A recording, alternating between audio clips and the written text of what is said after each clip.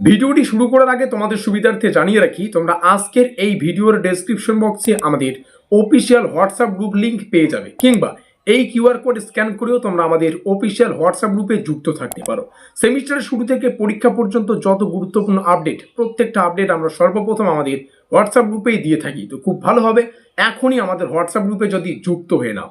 শুরু করছি আমাদের আজকের এই স্পেশাল ভিডিওটি। আমরা প্রথম অধ্যায় থেকে প্রশ্ন উত্তরের যে সিরিজটা কন্টিনিউ করছি, আজ তার চতুর্থ ক্লাস। আর এই চতুর্থ ক্লাসে প্রথম অধ্যায় থেকে ভারতীয় শিক্ষা কমিশন অর্থাৎ কোঠারি কমিশন যাকে আমরা চিনি, যেটা 1964 থেকে 66 সময়কাল, এই টপিকটা ডিটেলসে আলোচনা করব। তার পাশাপাশি এই টপিক থেকে কেমন টাইপের প্রশ্ন, মানে এমসিকিউ প্রশ্ন এবং উত্তরগুলিকে আমাদের ভালো করে প্র্যাকটিস করা উচিত, তার ডিটেলস আজকের এই ভিডিওটিতে তোমরা পেয়ে যাবে। যারা জানো না, তোমাদের সুবিধার্থে জানিয়ে রাখি, আমরা একটা সিরিজ কন্টিনিউ করছি। এই সিরিজে আমাদের প্রধান উদ্দেশ্য হচ্ছে আমাদের সিলেবাসের প্রত্যেকটা অধ্যায়ের গুরুত্বপূর্ণ টপিকগুলোকে ডিটেলসে আলোচনা করা, সেই টপিকগুলো থেকে কোন কোন প্রশ্নগুলো হবে সেগুলোকে প্র্যাকটিস করা। আমরা ইতিমধ্যেই প্রথম ক্লাস আলোচনা করে ফেলেছি, যেখানে স্বাধীনতা পরবর্তী শিক্ষা ব্যবস্থার যে পুরো কনসেপ্ট সেটাকে আলোচনা করেছি। 1947 সালে ভারত যখন স্বাধীন হয়, এই নতুন সদ্য স্বাধীনতাপ্রাপ্ত ভারতবর্ষের মানুষজন বা জনগণ, বিশেষ করে কয়েকজন মানুষ, তারা মনে করেছিলেন যে ভারতের শিক্ষা ব্যবস্থার উন্নতির জন্য কয়েকটা শিক্ষা কমিশন প্রয়োজন। সেই কনসেপ্ট আমরা প্রথম ক্লাসে যথারীতি আলোচনা করে ফেলেছি। দ্বিতীয় ক্লাসে আমরা প্রথম শিক্ষা কমিশন আলোচনা করেছি, বিশ্ববিদ্যালয় শিক্ষা কমিশন, অর্থাৎ যেটা বিশ্ববিদ্যালয়ের স্তরের যে শিক্ষার উন্নতি সেটার জন্য একটা কমিশন জারি করা হয়, যেটা আমরা ডিটেলসে আলোচনা করেছি, ইউনিভার্সিটি এডুকেশন কমিশন নামে পরিচিত। তারপরে তৃতীয় ক্লাস আলোচনা করেছি, যেখানে মাধ্যমিক শিক্ষা কমিশন অর্থাৎ মুদালিয়ার কমিশন, আমি যেমন বলছি মাধ্যমিক শিক্ষা কমিশন, এটাকে মুদালিয়ার কেন বলা হচ্ছে, এর সভাপতি কি, এর গুরুত্বপূর্ণ সুপারিশগুলো কি কি রয়েছে, এই শিক্ষা কমিশনের উদ্দেশ্য কি, এগুলো কিন্তু ডিটেলস আমরা তৃতীয় ক্লাসে আলোচনা করে ফেলেছি। আর এই তিনটা ক্লাসের লিঙ্ক আজকের এই ভিডিওর ডেসক্রিপশন বক্সে সুন্দর করে দেওয়া থাকবে, তোমরা সেখান থেকে ওই ভিডিওগুলো প্রথমে দেখে নেবে, তারপরে এই ক্লাসটা করবে, যাতে করে আজকের এই ক্লাসটা বুঝতে তোমাদের কোনো অসুবিধা না হয়। তো ভিডিওটি শুরু করার আগে তোমাদের সুবিধার্থে জানিয়ে রাখি, আমরা এডুকেশনের 4টা অধ্যায়ের সম্পূর্ণ official syllabus, official question pattern মেনে, বিগত বছরের ট্রেন্ড অ্যানালাইজ করে, এবছর কোন কোন কোশ্চেনগুলো আসতে পারে এগুলো পরীক্ষা নিরীক্ষা করে 199 টাকার সুবাদে একটা পেইড নোটসের সুব্যবস্থা করেছি, যেখানে 199 টাকায় সম্পূর্ণ সিলেবাসটাকে আমরা ক্লিয়ার করে দিচ্ছি। অর্থাৎ 4টা আমাদের অধ্যায় রয়েছে, 4টা অধ্যায়ের জন্য 4টা আলাদা আলাদা পিডিএফ তোমাদের দেওয়া হচ্ছে।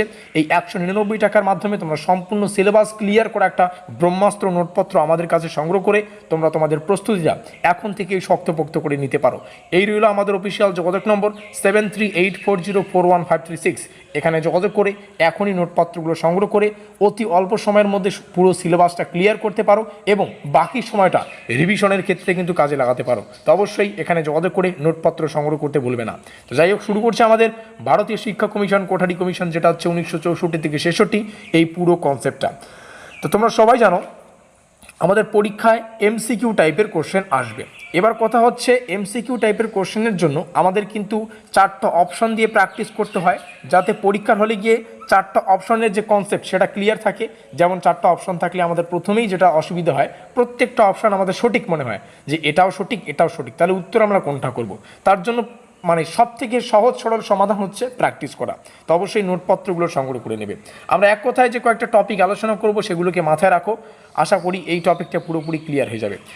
আমাদের ভারতীয় শিক্ষা কমিশন বা কোঠারি কমিশন 1964 থেকে 66, এটা ভারতীয় শিক্ষা কমিশন, যে প্রথমেই যেটা কনসেপ্ট আমাদের জানতে হবে, পরীক্ষায় এই কোশ্চেনটা অবশ্যই আসে, ভারতীয় শিক্ষা কমিশন কবে গঠিত হয়? 1964 সালে। গঠন হওয়া এবং রিপোর্ট প্রকাশ হওয়া দুটো আলাদা আলাদা বিষয়। তো এই দুটো বিষয় প্রথমেই ক্লিয়ার করে রাখো। গঠনের সময়কাল 1964 আর এই কমিশনের রিপোর্ট প্রকাশের কাল 1966, এই দুটো গড়বড় করবে না, ঠিক আছে?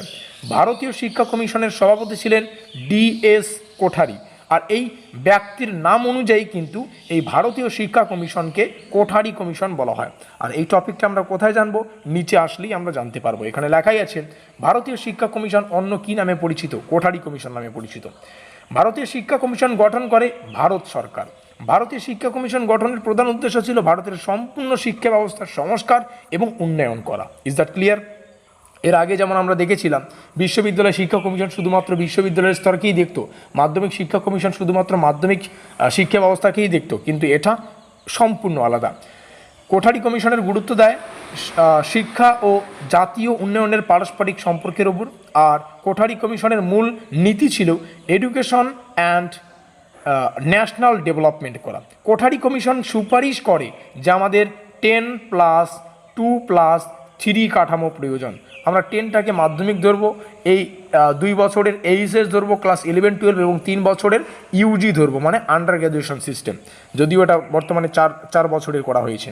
এবার আসবো এই কোঠারি কমিশনের যে সুপারিশ, এই সুপারিশের প্রথম একটা সব থেকে গুরুত্বপূর্ণ বৈশিষ্ট্য, এই সুপারিশে কিন্তু সাধারণ বিদ্যালয় ব্যবস্থা বা কমন স্কুল সিস্টেমের যে মানে কনসেপ্ট সেটা কিন্তু নিয়ে আসা হয়।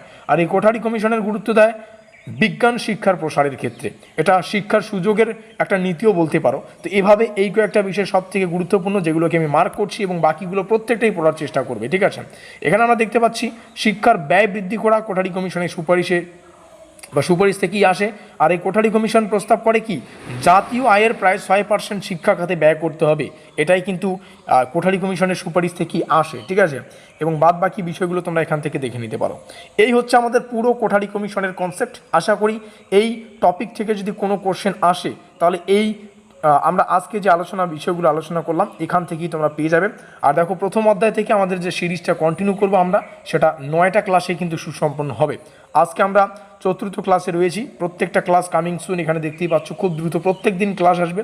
তো যারা এখনও পর্যন্ত আমাদের চ্যানেলটিকে সাবস্ক্রাইব করে রাখোনি, এখনই সাবস্ক্রাইব করে দাও, যাতে করে প্রত্যেকটা ক্লাস আসার সাথে সাথে তোমরা নোটিফিকেশান পেয়ে যাও। তো যাই হোক, 4র্থ ক্লাস সুসম্পন্ন করলাম। আর যারা 199 টাকায় সম্পূর্ণ সিলেবাস থেকে ব্রহ্মাস্ত্র নোটপত্রগুলো খুঁজতেছ, ব্রহ্মাস্ত্র মানে তোমরা সবাই জানো, ব্রহ্মাস্ত্র একটা কঠিন সাধনার পরেই যে সাধনা সিদ্ধি লাভ হয় সেটা কি ব্রহ্মাস্ত্র বলা হয়, যেখানে পরীক্ষায় যেমন টাইপের প্রশ্ন আসুক না কেন সেটা ক্লিয়ার হয়ে যাবে। তার একটাই উদ্দেশ্য, আমরা সম্পূর্ণ সিলেবাসটাকে পরিপূর্ণ করার চেষ্টা করেছি। এই রইল আমাদের অফিসিয়াল যোগাযোগ নম্বর 7384041536। অতি অবশ্যই একবার যোগাযোগ করে ডেমোটা অন্তত পক্ষে দেখে নাও। তো যাই হোক, আজকের এই ভিডিওটি এখানেই সুসম্পন্ন করলাম। দেখা হচ্ছে আমাদের পরবর্তী ক্লাসে।